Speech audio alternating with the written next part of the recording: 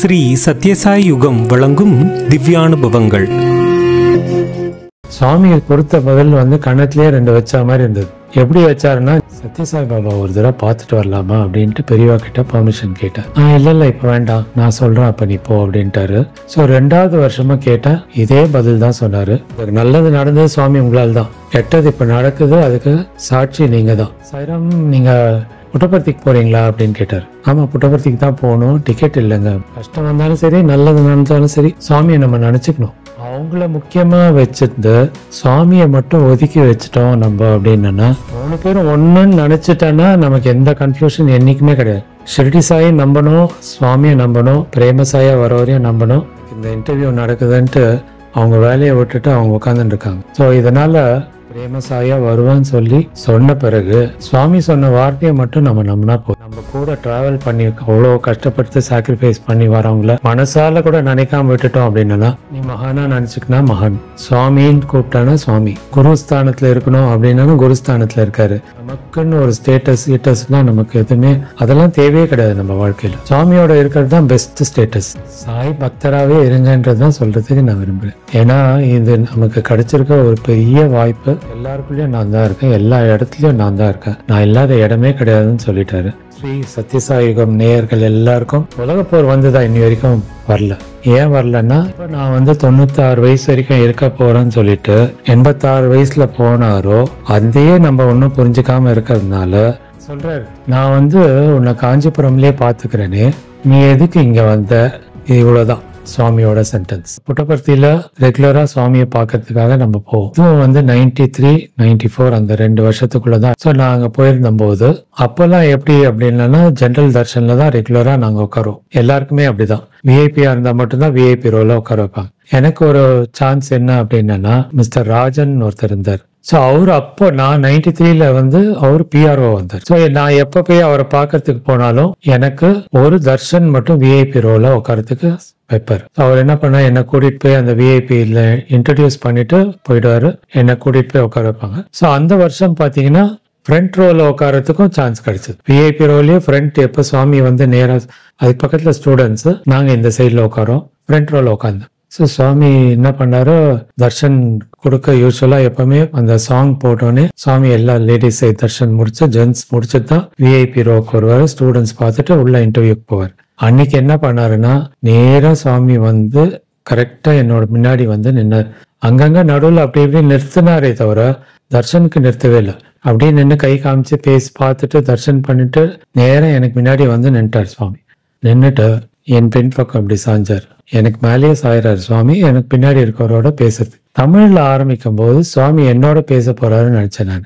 So சொல்றாரு, நான் உன்னை காஞ்சிபுரம்லயே பாத்துக்கிறேனே, நீ எதுக்கு இங்க வந்த, இவ்வளவுதான் சுவாமியோட சென்டென்ஸ். ஏன் பேசினார் சுவாமி, தெலுங்கு ஆக்சென்ட் தான், எப்பவுமே தமிழ்ல சொல்றாரு. ரீச் பாப்பா எந்த பர்சனுக்கு சொன்னாருன்றது நமக்கு இல்லை, ஏன்னா நம்ம காஞ்சிபுரம் இல்லை. ஸோ நேரா அந்த மெசேஜ் அங்க போயிட்டு சுவாமி அப்படியே மூவ் ஆயிட்டாரு. ஸோ அப்புறம் ஜென் சைட்ல இருக்கிறதெல்லாம் தர்ஷன் கொடுத்துட்டு சுவாமி இன்டர்வியூ ரூம்குள்ள போனார். போகும்போது நான் அவர்கிட்ட தட்டி கேட்டேன், ஏன் சுவாமி இந்த மாதிரி சொன்னாருங்க அப்படின்னாரு. திரும்பி பார்க்கும்போதே அவர் பார்த்தீங்கன்னா கண்ணில் தண்ணி அப்படியே கொட்டிட்டே இருந்தது அவருக்கு. அவரால் சமாளிக்கவே முடியல சுவாமி சொன்ன வார்த்தையை. அப்புறம் அவரே கொஞ்சம் கண்ட்ரோல் பண்ணிட்டு அப்புறம் சொன்னார், அந்த மாதிரி நான் புட்டபர்த்தி மாதிரி நான் அங்க சங்கர மடத்துல காஞ்சிபுரத்துல பெரியவாக்கு நான் நிறைய வருஷம் ரிட்டையர் ஆனதுல இருந்து சர்வீஸ் பண்ணிட்டு இருக்கேன். அப்போ ஒரு 3 வருஷத்துக்கு முன்னாடி நான் ஒரு தடவை கேட்டேன், இந்த மாதிரி நான் போய் சத்யசாய் பாபா ஒரு தடவை பார்த்துட்டு வரலாமா அப்படின்ட்டு பெரியவா கிட்ட பெர்மிஷன் கேட்டேன். இல்ல இப்ப வேண்டாம், நான் சொல்றேன், அப்ப நீ போ அப்படின்ட்டாரு. ஸோ 2வது வருஷமா கேட்டேன், இதே பதில் தான் சொன்னாரு. 3rd டைம் அதுக்குள்ள நிறைய எனக்கு இன்ஃபர்மேஷன் கலெக்ட் ஆயிடுது. இந்த மாதிரி அவதாரம் சொல்றாங்க, நமக்கு குமர கடவுள் அவர் தான் சொல்றாங்கன்ட்டு நிறைய பேர் சொல்றதெல்லாம் கேட்டுட்டு அவரை பார்க்கணுன்ற ஜாஸ்தி ஆயிடுது அவருக்கு. பார்த்தே ஆகணும் நம்மன்ட்டு. இருந்தாலும் பெரியவ கிட்ட சொல்லாம போகக்கூடாதுன்னு திருப்பி கேட்கிறாரு. கேட்டோடனே, நான் தான் உனக்கு சொன்னேனே, நானே பர்மிஷன் கொடுக்குறாரு, நீ போகக்கூடாதுன்ட்டு அப்படின்னு. இல்ல, எனக்கு ஃபேமிலியில எல்லாருமே கேட்கறாங்க, போய் ஒரு தடவையா பார்த்துட்டு வரணும் அப்படின்னு. அப்போ பெரியவா கேட்கிறாரு, சரி நீங்க தான் காஞ்சிபுரத்துல யாரை கும்பிடுற, நீ கோயிலுக்கு போற அப்படின்னு. அம்பாள் கோயிலுக்கு போறேன், காஞ்சி காமாட்சிக்கு தான் போறேன். ஸோ இங்க இருக்க காமாட்சியும் அவரும் சத்யசாய் பாபாவும் வேற கிடையாது, 2 பேரும் ஒண்ணுதான். இருந்தாலும் நான் எப்ப சொல்லணும் அப்பதான் நீ போய் அவரை தரிசனம் பண்ணோம் அப்படின்னு சொல்றாரு. அதை கேட்டுட்டு அவர் வீட்டுக்கு வந்துடுறாரு. அவர் மனசு மாறிட்டு நம்ம வந்து கோயில்ல காமாட்சி அம்மன் பார்க்குறோம், ஆனா உண்மையா ஒரு ரூபத்துல அங்க இருக்காருன்னு பெரியவா வாயிலே வந்துட்டு நம்ம எப்படி பார்க்காம இருக்கலாம் அப்படின்னு சொல்லிட்டு பெரியவா கிட்ட சொல்லாம அங்க வந்து உக்காந்துட்டார். அவருக்கும் முதல் தரிசனம் தான். முதல் தரிசனம் இருந்தாலும் 10,000 பேர் உள்ள உட்காந்துருக்காங்கன்னு சுவாமிக்கு யாரை பத்தியும் கவலை இல்லை, பெரியவா தான் முக்கியம். பெரியவா சொல்லியும் கேட்கல, இங்க வந்து உக்காந்துட்டாரு. ஸோ இப்ப என்ன பண்ணி ஆகணும், திருப்பி அனுப்பணும். அவரு நேரா வந்து என் பின்னாடி இருக்கவரை வந்து பார்த்து, நீங்க வந்து காஞ்சிபுரத்துல தான் நான் உன்னை பார்த்துக்கிறேன்னு ஏன் வந்தேன்னு சொல்லிட்டு போயிட்டாரு.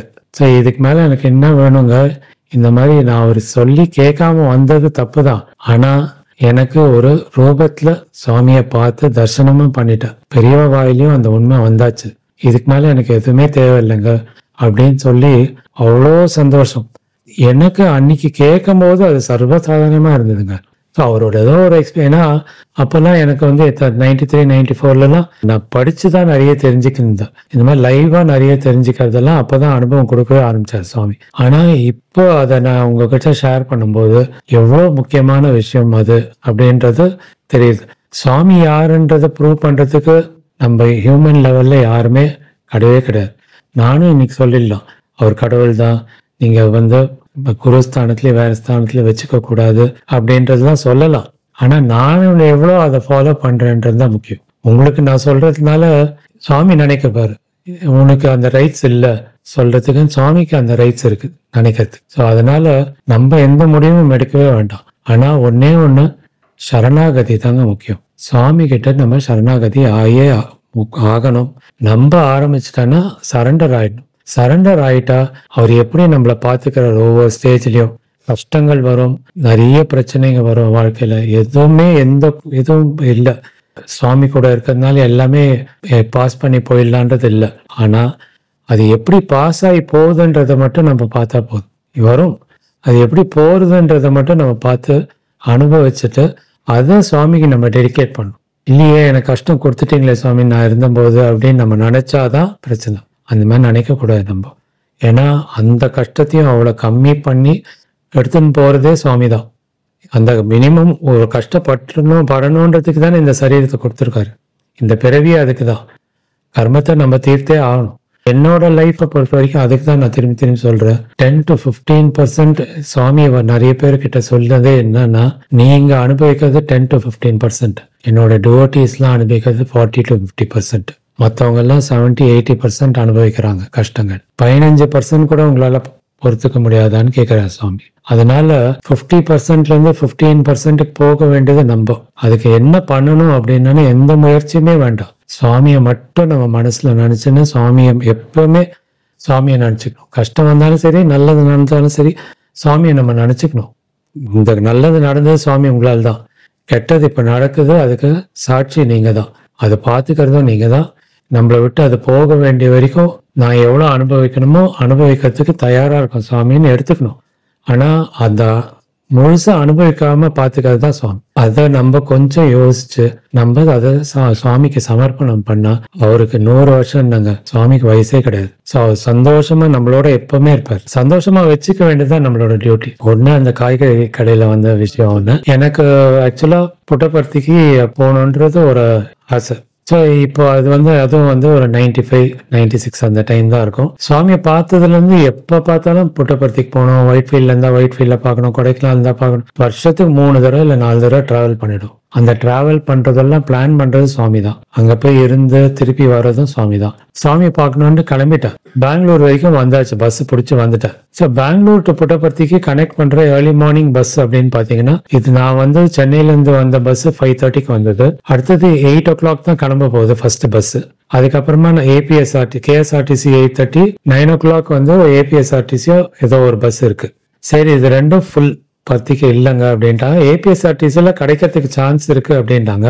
இருந்தாலும் அது டிராவல் டைம் ஜாஸ்தி. அது 5.5 to 6 hours ஆகும். இதுவும் 4 hours ஆகும். அப்பெல்லாம் 4 ஹவர்ஸ்க்கு மேலதான் ஆகும்னாங்க. ஸோ சரி நம்ம வெயிட் பண்ணலாமா போலாமா அப்படின்ற மாதிரி அங்கேயே அங்க கண்டக்டர் வெயிட் பண்ண கேட்டா, இல்லைங்க இன்னொரு 15 மினிட்ஸ் தான், நீங்க சீட் நம்பர் 2 மட்டும் ஒன்று வேக்கண்டா இருக்கு, அதுக்கே முன்னாடி 3 பேர் வந்து பிளாக் பண்ணி வச்சுட்டாங்க, வரலன்னா ஏன்னா மற்ற எல்லா சீட்டும் ஃபுல்லாகி உக்காந்துட்டாங்க, இன்னொரு 15 மினிட்ஸ் தான் இருக்கு கிளம்புறதுக்கு பஸ்.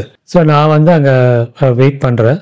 சரி நம்ம போயிடலாம், சரி உங்க 3 பேருக்கு தான் கண்டிப்பா கொடுப்பாங்க அப்படின்னு சொல்லிட்டு கொஞ்சம் எங்க கசின் சிஸ்டர் அங்க இருக்காங்க மாகடி ரோட்ல, அவங்க வீட்டில் போயிட்டு ரிஃப்ரெஷ் பண்ணி வந்து வேற பஸ் தான் பிடிச்சிட்டு போகலான்னு நினச்சேன். கொஞ்சம் இப்படி மூவ் பண்ண எனக்கு லெஃப்ட் சைட்ல இருந்து ஒரு ஒயிட் அண்ட் ஒயிட் ட்ரெஸ் போட்டு ஒரு பையன் மாதிரி ஒருத்தர் ரொம்ப க்ளோஸ் ரேஞ்சில் வருது. எனக்கு ஒரு சைட்ல தான் தெரியுதே தவிர கிளியரா தெரியல. திரும்பி நான் லெஃப்ட்ல இப்படி திரும்புறேன், என் பக்கத்துலயே வந்துட்டாரு. வந்துட்டு சைராம் நீங்க புட்டபர்த்திக்கு போறீங்களா அப்படின்னு கேட்டார். நான் இன்ஃபேக்ட் அந்த இடத்துல குரூப்ல இருந்து மூவ் பண்ணி கொஞ்சம் தள்ளியே வந்துட்டேன்.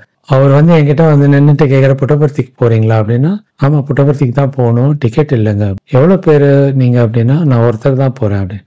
என்கிட்ட ஒரே ஒரு டிக்கெட் தாங்க இருக்கு, அது சீட் நம்பர் 2 அப்படின்னு சொல்லிட்டு அந்த டிக்கெட்டை எடுத்து கையில கொடுத்தாரு.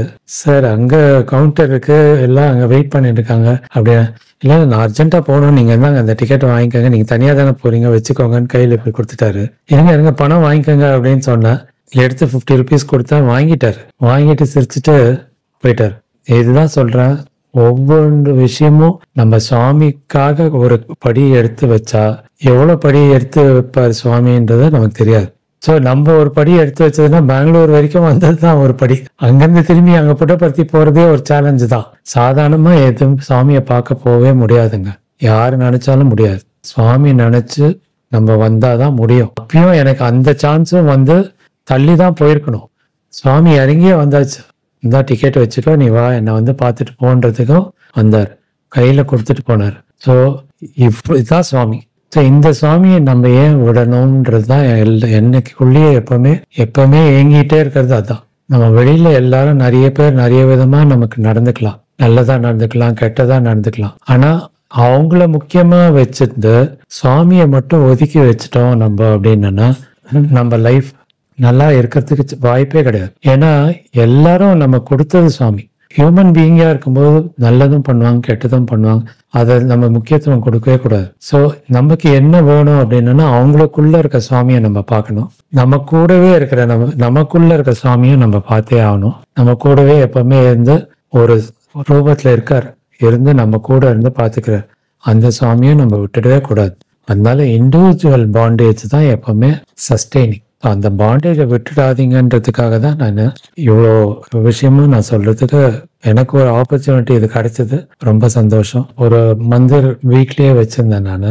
எப்படி நடத்தியிருந்தேன்னா ஆக்சுவலா மெயினா பஜன் ஹாலா நடத்தணும்ன்றது தான். ஏன்னா சுவாமியோடய இருக்கோம், சுவாமிக்குன்னு ஒரு ஹால் பண்ணி தர்ஷனம் இல்லாட்டி நம்ம பஜன்ஸ் வச்சுக்கிறதுக்கு நல்லா பெரிய இதுவாகணும்ன்ட்டு பெரிய மந்திர் தான் பண்ணேன். எப்பவுமே எல்லாரோட நம்பிக்கை எப்படின்னா, நம்ம சத்யசாயி நம்புறோம் அப்படின்னா 2 பேரும் ஒண்ணுன்றத நம்ம புரிஞ்சுட்டானா கன்ஃபியூஷன் கிடையவே கிடையாது. அந்த புரியறதுக்காகவே சத்யசாயி நம்ம வீட்டுக்கு வந்துட்டார், பெரிய மிராக்கிள் தான் அதுவும். சுவாமிக்கு நம்ம எப்பவுமே சேர் வச்சு, ஏன்னா எப்பவுமே சுவாமி அந்த சேர்ல உட்காந்துதான் பஜன்ஸ் கேட்பாருன்றது எல்லாருக்கும் தெரியும். நம்ம நினைக்கிறோமோ இல்லையோ 100% பஜன் ஆரம்பிச்சா சுவாமி கண்டிப்பா உட்காந்து கேட்பாரு பஜன்ஸ். ஸோ இப்போ அதை வந்து நிறைய பேருக்கு இன்டர்வியூல சொல்லியிருக்காரு, நீ பஜன்ஸ்ல நான் வீட்டுல வச்சுக்கிற, நான் இருக்கேனா இல்லையான்னு சந்தேகத்திலேயே இருக்கு அப்படின்ட்டு ப்ரூவ் பண்ணிருக்காரு. இந்த மாதிரி நான் அந்த பஜன்ல இருந்தேன்றத ப்ரூவ் பண்ணி காமிச்சிருக்காரு சுவாமி. சுவாமி எனக்கு பிரைமரி அப்படின்றது அது வரைக்கும் அந்த மாதிரி எண்ணத்துல இருந்தேன். ஏன்னா ஃபுல் கான்சென்ட்ரேஷன் சுவாமி மேல மட்டும்தான். மற்ற கடவுள்லாம் கூட எனக்கு அவ்வளோ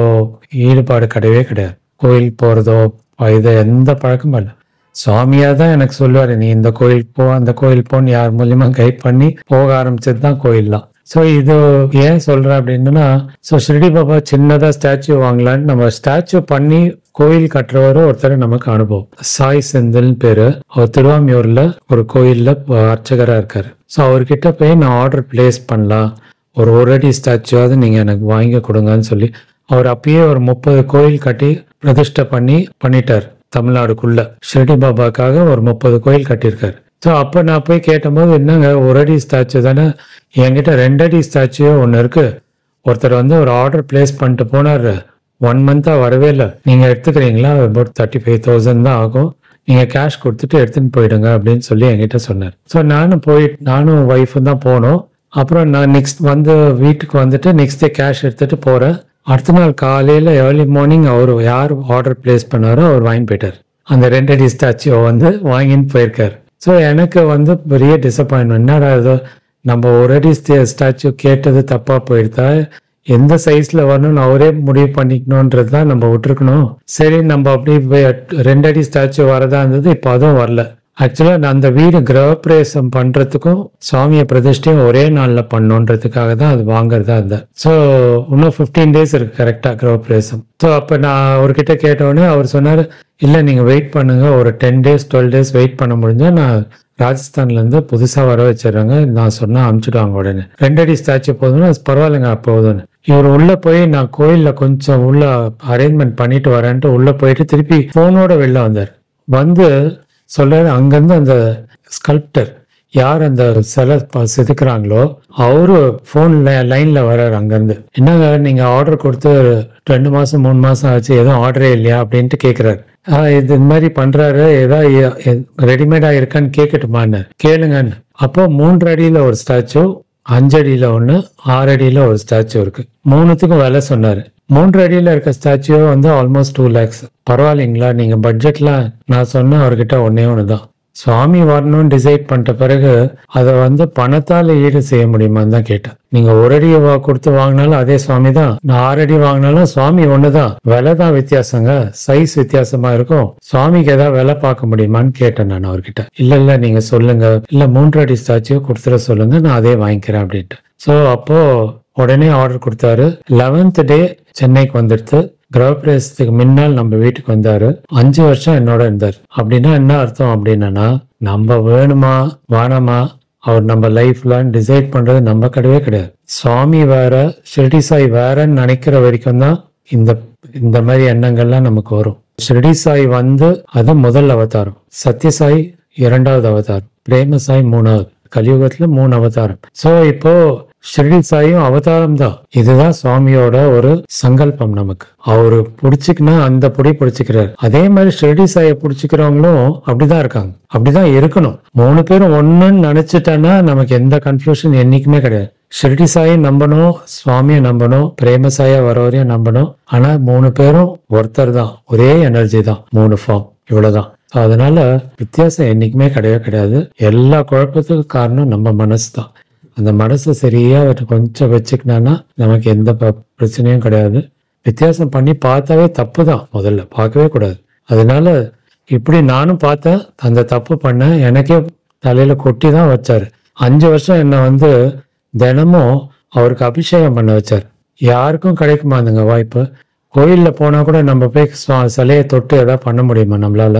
5 வருஷம் நமக்கு அந்த வாய்ப்பையும் கொடுத்து நம்ம கூடவே இருந்து பாத்துக்கிறாரு அப்படின்னா, அவரோட சங்கல்பத்தோட அவர் உட்கார்ந்து நமக்காக செஞ்சுட்டு இருக்காரு. இவ்வளோ அவரை நம்ம போய் ஒதுக்கி வைக்க முடியுமான்னு தான் கேட்கிறேன் நான். அதாவது இப்போ ஷிரடி சாய் போனாரு, சமாதி ஆனது, இன்னும் சமாதி இருக்கு, இன்னும் நிறைய பேர் போய் நம்ம வழிபட்டுட்டே தான் இருக்கோம். அதே மாதிரி நம்ம சுவாமிக்கும் இப்ப சமாதி இருக்கு, அங்க வழிபடுறோம். ஸோ சமாதின்றது என்னது அப்படின்னா, ஒரு சரீரத்துக்கு மட்டும்தான் சமாதி. அந்த ஆத்மா உள்ள இருக்கிறதுக்கு சமாதி கிடையாது. பரமாத்மாவுக்கு சமாதின்றது ஒண்ணு இருக்குமான்றது தான் எனக்கு ஒரு பெரிய கேள்விதான் அது. ஸோ இந்த பரமாத்மான்ற ஒரு சக்தி அந்த இடத்துல இருக்குன்ற நமக்கு ஒரு நம்பிக்கை இருக்கணும்ன்றதுக்காக அந்த சமாதி அங்க வச்சிருக்காங்க. ஆனா ஏங்கின்னு இருக்கிறது என்னதுன்னா அந்த பராசக்தி தான், பரமாத்ம சக்தி. ஸோ அவங்க அங்கிருந்து ஏங்கின்னு இருக்காங்க. ஸோ இந்த எனர்ஜியை எடுத்துக்கிறதுக்காக தான் நம்ம போறோம். அந்த மகா சமாதியில இருந்து சுவாமிக்கு நான் இங்க இருந்து நான் எப்படி இருந்து நான் பண்ணணும், அதை மகா சமாதியில இருந்து நான் பண்ணுவேன்னு சொன்னதுதான், அதுதான் உண்மை. அதான் சுவாமி அங்கிருந்து பண்ணிட்டு இருக்காரு. சரீரத்திலிருந்து பண்ணியிருந்தாரு, சரீரம் இல்லாத சமயத்துல சமாதியில இருந்து பண்ணிட்டு இருக்காரு சுவாமி. ஸோ அது ரெண்டுத்துக்கும் வித்தியாசம் கிடையாது. அதனால சுவாமின்றது அந்த உண்மையை மட்டும் நம்ம பிடிச்சிக்கணும். அவரு உருவம் கிடையாது, சமாதின்ற ஒரு இடமும் கிடையாது. அவரோட எனர்ஜியை மட்டும் நம்ம எப்பவுமே நம்ம கூட இருக்காருன்ற ஒரு எண்ணம் மட்டும் இருக்கணும். சுவாமி வாயாலே ஆக்சுவலா ஷிரடி சாய் தான் நான் தான், சத்யசாயும் நான் தான், அடுத்தது பிரேம சாயா வருவான்னு சொல்லி சொன்ன பிறகு நமக்கு ஏதாவது குழப்பம் வந்தா அந்த குழப்பத்துக்கு தீர்வுன்றது கிடைக்கிறது கஷ்டம். சுவாமி சொன்ன வார்த்தையை மட்டும் நம்ம நம்பினா போதும். எப்படி சுவாமி டிக்ளேர் பண்ணாரோ 13 வயசுல நான் தான் சத்யசாய் பாபா அப்படின்னு சொல்லி அதே மாதிரி இவரும் சொல்லுவார். சுவாமி டிக்ளேர் பண்ண பிறகு அப்ப நம்ம போய் அவரை பார்த்து கண்டிப்பா அவர்கிட்ட அந்த ஆசீர்வாதம் வாங்கிக்கணும். ஏன்னா சுவாமி ஷிரடி சாயா அந்த டிவோட்டி சுவாமி கிட்ட வந்தபோது எல்லாரையும் வரவேற்று அவங்களுக்கு என்னென்ன பண்ணுமோ பண்ணிட்டு அதே மாதிரிதான் நம்மளும் இருக்கணும். போய் பார்த்துட்டு வரலாம். பிரேமசாய் டிக்ளேர் பண்றதுன்றது கடவுளா நான் தான் அப்படின்னு சொல்றது அது உண்மை. அதாவது இந்த 10 Commandments ஒண்ணு இருக்கு மோசஸ். ஸோ அவர் மோசஸ் என்ன சொன்னார்னா கடைசியா இந்த 10 Commandments மட்டும் நீங்க புடிச்சுக்கிறவங்க என்னோட இருங்க. இது மேலேருந்து வந்த உத்தரவு. அந்த கமாண்ட்மெண்ட்ஸை நீங்க ஃபாலோ பண்ண என்னோட இருங்க அப்படின்னு. யாரெல்லாம் விட்டுட்டு போகணும், எனக்கு இன்னொருத்தர் கூட இருக்காரு, அவர் நான் சொல்றதுதான் கடவுள் அப்படின்னு சொல்லி அவரு தங்கத்தையும் பொருளையும் வழிபட்டு அவங்க அதை கடவுளா வழிபட ஆரம்பிச்சாங்க. அவங்க போனவங்க எல்லாம் அழிஞ்சிட்டாங்க, நிரந்தரமா இல்லை. இவரோட இருந்தவங்க நிரந்தரமா இருந்தாங்க. அதே மாதிரி சுவாமியே டிக்ளேர் பண்ணும்போது இந்த உண்மை இல்லாததெல்லாம் போயிடும் தானாவே. நம்ம சுவாமியை நம்புறோம், கண்டிப்பா நமக்கு வழி காமிப்பாரு. அந்த மாதிரி காமிச்சிடுவார். சுவாமி யாரு அடுத்ததுன்றதை அவரே காமிப்பார். அதனால அந்த குழப்பத்துக்கு நம்ம போயிடக்கூடாது. இதுதான் என்னோட வேண்டுகோள். சாராம் ஒன்று சொல்லிக்கிறேன். நம்ம லைஃப்ல நம்மளோட கூடவே டிராவல் பண்றாங்க பார்த்தீங்களா, அவங்க தான் சுவாமி. அதாவது என்னோட ஒய்ஃப் இவ்வளோ வருஷமா எனக்கு இந்த ஸ்பிரிச்சுவல் லைன்லயும் சரி, என்னோட பர்சனல் லைஃப்லயும் சரி, இன்னைக்கும் எனக்கு இந்த இன்டர்வியூ நடக்குதுன்ட்டு அவங்க வேலையை விட்டுட்டு அவங்க உட்காந்துட்டு இருக்காங்க. ஸோ இதனால சுவாமியை எல்லா ரூபத்துல இருக்கிறதும் சுவாமி தான். ஆனா நம்ம பர்சனல் லைஃப்ல இந்த மாதிரி ஒரு பர்சனை கொடுத்து நமக்கு எப்படிலாம் நம்ம லைஃப்ல அவங்க அட்ஜஸ்ட் பண்ணி நம்ம லைஃப்பை லீட் பண்ணி வராங்களோ, சுவாமிக்கு மேலதான் அவங்கள நினைக்கணுமே தவிர சுவாமியை நினைக்கிறது கூட தப்பு. ஏன்னா அந்த மாதிரி எனக்கு சப்போர்ட்டிவா இருந்தாங்க. அப்புறம் என்னோட பசங்க, அது இல்லாமல் சில க்ளோஸ் சர்க்கிளில் இருக்க ஃப்ரெண்ட்ஸு, பிரதர்ஸா, சாய் பிரதர்ஸா, சாய் சிஸ்டர்ஸாக இருக்காங்க. இவங்க எல்லாரையும் சுவாமியாக தான் நம்ம பார்த்தே ஆகும். ஸோ அதனால யாரையுமே நம்ம விட்டுடவே கூடாது. ஏன்னா எல்லாருக்குள்ளேயும் நல்ல குணம் நிறைய இருக்குங்க, கெட்ட குணம் கொஞ்சம் தான் இருக்கு. அந்த கொஞ்சத்தை மிகப்படுத்திடவே கூடாது நம்ம லைஃப்ல. அப்படி படுத்தாம இருந்துட்டோம் நம்ம லைஃப்ல அப்படின்னா எல்லாருமே சாய் பிரதர்ஸ் அண்ட் சிஸ்டர்ஸ் தான்.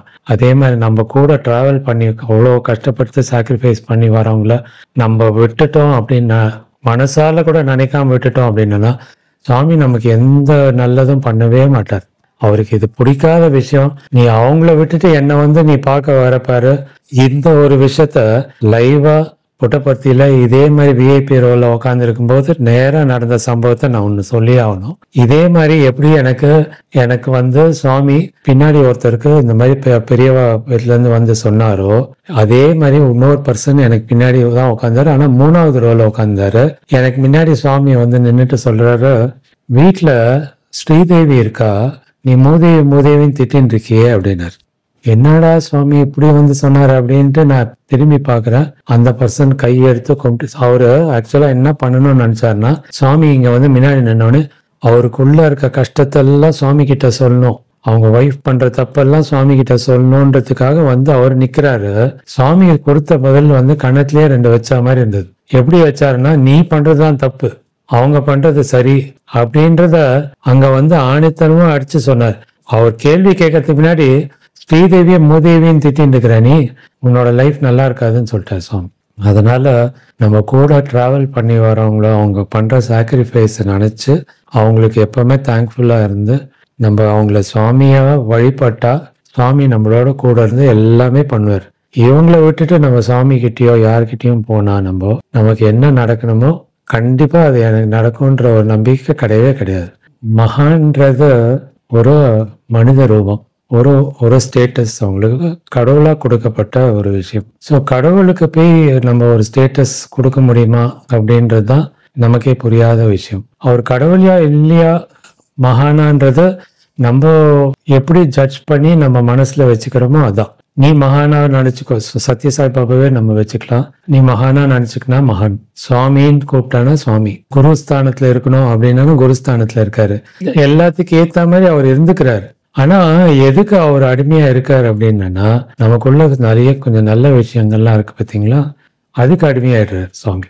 மகான்றது கிரியேஷன், சுவாமின்றது கிரியேட்டர். ஸோ இதுக்குள்ள கன்ஃபியூஷன் வரணும் அப்படின்னா நம்மளோட புரிதலை தான் கொஞ்சம் அதிகப்படுத்திக்கணுமே தவிர வெளியில இருந்து தெரிஞ்சுக்கிற விஷயமே இல்லை. சுவாமி இன்னொன்னு சொன்னார், நான் வந்து ஹியூமன் பீயிங்கை கிரியேட் பண்ணும்போது அவங்களுக்கு மட்டும் 6th சென்ஸ்ன்னு ஒன்று கொடுத்துருக்கேன், மற்றதுக்கெல்லாம் 5 சென்சஸ் தான் கொடுத்தேன். ஸோ இந்த 6th சென்ஸை நான் ஏன் கொடுத்தேன் அப்படின்னா 6வது அறிவை உபயோகப்படுத்தி கடவுள் யாருன்றதை தெரிஞ்சுக்கிறதுக்காக மட்டும்தான் அது கொடுக்கப்பட்டது. ஆனா மனுஷன் வந்து அது தவறான பாதையில எடுத்துன்னு போய் எதுக்கெல்லாம் தேவையில்லையோ அதுல பயன்படுத்துறதுனால கடவுளை புரிஞ்சிக்க முடியாத ஒரு பட்சத்துல இருக்காங்க எல்லாரும். ஸோ கடவுளை மட்டும் புரிஞ்சிக்கணும், ஆன்மீகத்துல இருக்கணும்ன்ற ஒரு எண்ணம் வந்த பிறகு அவரே வழி காமிப்பாரு அவருக்கு யாரு கடவுளா இல்லையான்ட்டு. அந்த புரிதல் வந்த பிறகு நமக்கும் அவருக்குள்ள பந்தம் பாத்தீங்கன்னா ஒரு துளி கூட கிடையாது. ஏன்னா அவரே சொல்லிட்டார், உனக்குள்ள நான் தான் இருக்கேன், எல்லாருக்குள்ளயும் நான் தான் இருக்கேன், எல்லா இடத்துலயும் நான் தான் இருக்கேன், நான் இல்லாத இடமே கிடையாதுன்னு சொல்லிட்டாரு. அந்த கடவுள்ன்றத ஒரு உருவமா நம்ம பார்க்கும்போது தான் இந்த குழப்பம் வருதே தவிர உருவம் இல்லாம அது வந்து ஒரு சக்தி தான், நமக்குள்ளேயே இயங்கின்னு இருக்கு, நமக்கு வெளியே இயங்கின்னு இருக்கு. அதை உருவப்படுத்தும் போது இது சத்ய சாய் பாபா கடவுள் அப்படின்னு சொல்லும் போது அது உண்மை இல்லையே. அவரே வந்து வேற உருவத்துல வந்தா நீங்க கடவுள் இல்லைன்னு சொல்லும்போது அதுவே பிரேம சாயா வராரு, வந்துட்டு நான் தான் சத்ய சாய் சொல்லும்போது எல்லாராலையும் அதை அக்செப்ட் பண்ணிக்க முடியாது. ஸோ அதனால ஒவ்வொருத்தரும் ஸ்டேஜ் பை ஸ்டேஜா தான் நம்மளால புரிஞ்சுக்க முடியும். ஜட்மெண்ட் எல்லாம் இருக்கவே கூடாது, இது உண்மை இது தப்பு அப்படின்னு நீங்க ஜட்ஜ் பண்ணிட்டீங்கன்னா அப்புறம் சுவாமிக்கு வேலையே கிடையாது நம்ம கிட்ட. அவர் யாருன்றதை ப்ரூவ் பண்றதுக்கு அவரால் முடியவே முடியாது, உங்களாலையும் முடியாது. அதனால ஜட்ஜ் பண்ணாம எது வருதோ அது நல்ல கரெக்ட்ன்னு அக்செப்ட் பண்ணிட்டு நம்ம மனசு எப்படி போகுதோ அந்த வழியில போயிடுறது தான் பெட்டர். ஆனா நம்ம புரிதலை இன்னும் கொஞ்சம் அதிகப்படுத்திக்கணும். சுவாமின்றது உண்மை, சுவாமின்றது அன்பு, இவ்வளவுதான். அவருக்கு இருக்க 2 குணம் அவ்வளவுதான். இந்த 2 குணம் யார்கிட்ட இருக்குன்னு பார்த்துட்டு நம்மளா முடிவு பண்ணிக்கிறது தான் பெட்டர். அந்த அன்பை வந்து கொட்டுறதுக்கு தயாரா இருக்க சுவாமி கொடுத்துதான் எல்லாரும் இப்படி இருக்கோம் நம்ம எல்லாம். அந்த அன்பையே நம்ம புரிஞ்சுக்க முடியாம இருந்துட்டோம்னா வாழ்க்கையில ரொம்ப நம்மளோட வாழ்க்கைன்றது ஒரு கேள்விக்குறியாவே தான் இருக்கும் எப்பவுமே. சுவாமி கிட்ட இருந்து கத்துக்கினேன்னு சொன்னது வந்து ஒரு துளி கூட இருக்க முடியாதுன்னு தான் நான் நினைக்கிறேன் எப்பவுமே. ஏன்னா அதுதான் கடவுள் வந்து மனுஷனை ஒரு ஸ்தானத்துக்கு உயர்த்தணுன்றது தான் அவரோட எண்ணம். ஸோ அந்த எந்த ஸ்தானத்துல இருக்கணும்னு நம்ம முடிவே பண்ணக்கூடாது, அந்த ஸ்தானத்தை கொடுக்கறது அவர் தான். அது ஒவ்வொரு ஸ்டேஜா அது அனுபவத்தினால நம்ம கொடுக்குற ஒரு ஸ்தானம் அது. ஸோ அதனால நம்ம எந்த லெவலுக்கு வந்திருக்கோம் அப்படின்றது அதை ஜட்ஜ் பண்ணி நம்ம லெவல்ல இருக்கோன்றதும் சுவாமிக்கு தான் தெரியும். அதனால எது நம்ம வாழ்க்கையில நடக்குதோ அது எல்லாமே சுவாமியால நடக்குதுன்ற ஒரு மனப்பக்குவம் மட்டும் நமக்கு எப்பவுமே இருந்துட்டானா போதும், நம்ம சுவாமியோட தான் இருப்போம். எந்த நமக்குன்னு ஒரு ஸ்டேட்டஸ்லாம் நமக்கு எதுவுமே அதெல்லாம் தேவையே கிடையாது. நம்ம வாழ்க்கையில சுவாமியோட இருக்கிறது தான் பெஸ்ட் ஸ்டேட்டஸ், வேற எதுவுமே கிடையாது. சாய் பக்தராகவே இருங்கன்றதுதான் சொல்றதுக்கு நான் விரும்புகிறேன். அதை விட்டு வெளியில போகாதீங்க. ஏன்னா இது நமக்கு கிடைச்சிருக்க ஒரு பெரிய வாய்ப்பு. இந்த வாய்ப்பை நம்ம நழுவ விட்டுட்டோன்னா நம்மளோட பிறவி நம்மளோட இறப்பு நம்ம கையில வந்துடும். இதை பிடிச்சிக்கணும்னா இது அதுக்கப்புறமா என்ன பண்ணணுன்றது அவர் கையில இருக்கு. அதனால அவர்கிட்ட நம்ம சமர்ப்பணம் பண்ணிட்டு சரண்டர் ஆயிட்டு எல்லாத்தையும் அவர்கிட்ட நம்ம கொடுத்துடணும். நம்ம மனசுல எதுவுமே எப்பவுமே வச்சுக்கவே கூடாது. எதுவும் நமக்கு வேணும் வேண்டான்ற ஒரு விருப்பு வெறுப்பு இதெல்லாம் நம்ம கிட்ட இல்லாம இருந்துட்டாவே போதும். இது இல்லாம இருந்தா அவரோட நம்ம எப்பவுமே இருக்கலாம், அவர் நம்மளோட எப்பவுமே இருப்பார் கண்டிப்பா. சுவாமி பிறப்பும் இறப்பும் வந்து கடவுளால கொடுக்கப்படுறது. ஏன்னா குழந்தை பிறந்து உயிரோட வர வரைக்கும் நிச்சயம் இல்லை அது உயிரோட தான் இருக்குன்ட்டு. அப்போ எல்லாரும் என்ன சொல்றாங்கன்னா உயிரோட இருக்கு அப்படின்னு சொல்றாங்க.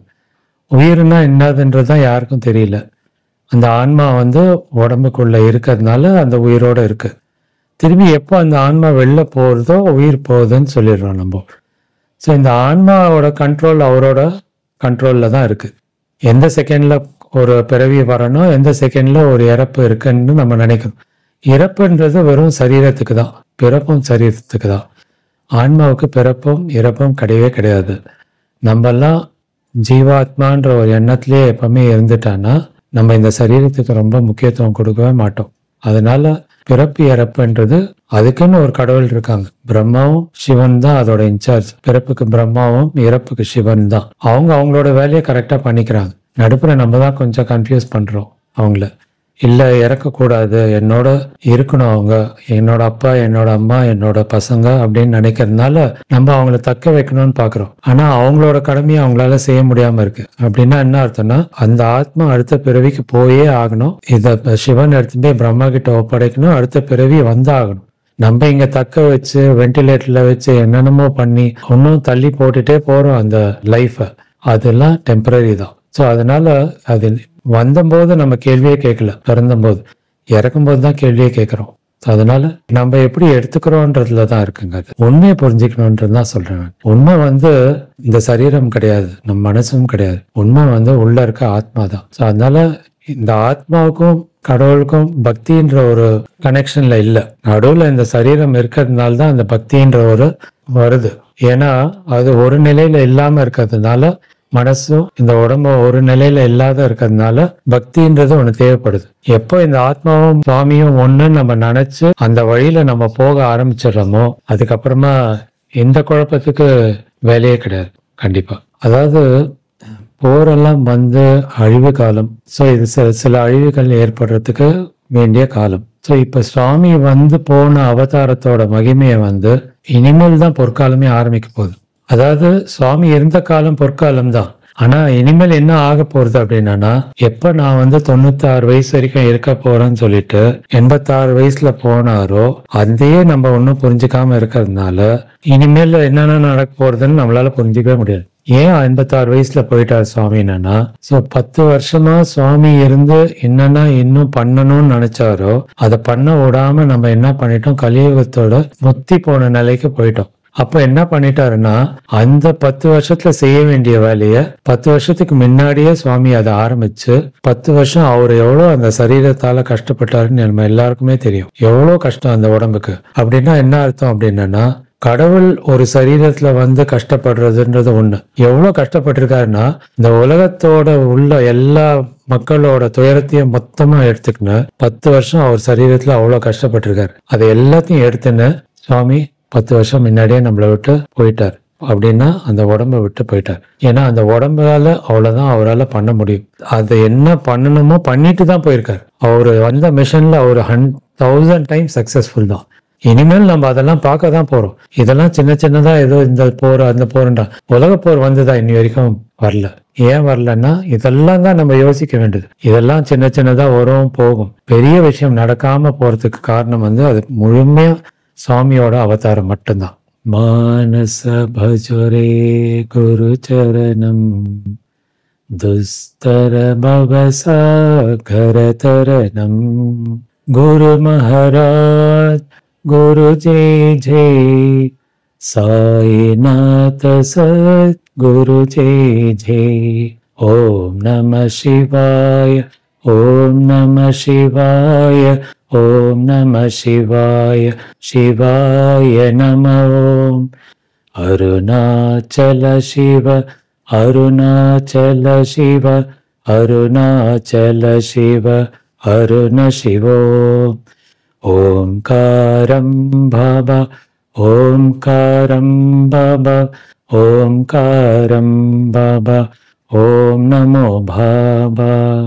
அதாவது குருவை பிடிச்சிக்கினா நம்ம இந்த பிறப்பு இறப்புன்ற சாகர ஓஷனை நம்ம தாண்டி போறதுக்கு சுவாமி கொடுத்த முதல் பாட்டே அதான். அதனால சிவனும் பிரம்மனும் விஷ்ணு தான் இல்ல நம்ம வாழ்க்கையில இருக்காங்க. ஆனா குருவை மட்டும் நம்ம பிடிச்சிக்கினா போதுன்ற இம்பார்ட்டன்ஸ் தான் அந்த பாட்டோட இம்பார்ட்டன்ஸ். அதனால எல்லாரும் நம்ம சாய் பக்தர் எல்லாருக்கும் நான் கேட்டுக்க வேண்டிய ஒரே விஷயம் இதுதான். எல்லாரும் சுவாமியை குருஸ்தானத்துல வச்சுக்கோங்க. நமக்கு எந்த குழப்பமே வேண்டாம். அவர் கடவுளா இல்லையா, மற்றவங்க என்ன சொல்றாங்க ஏது சொல்றாங்க எதுவுமே நமக்கு எடுத்துக்கவே வேண்டாம். அவர் குருவாவே நம்ம வழிபடும். குருவா நமக்கு நிறைய விஷயங்கள் செய்யறதுக்கு சுவாமி ரெடியா இருக்காரு. அது எல்லாரும் நீங்க அனுபவிக்கணும், ஒவ்வொருத்தரும் அனுபவிக்கணுன்றதுதான் என்னோட விருப்பம். ஸ்ரீ சத்யசாயுகம் நேயர்கள் எல்லாருக்கும் என்னோட ஆத்மார்த்த என்னோட வணக்கத்தையும் என்னோட நன்றியும் தெரிவிச்சுக்கிறேன். ஜெய் சாய்ராம்.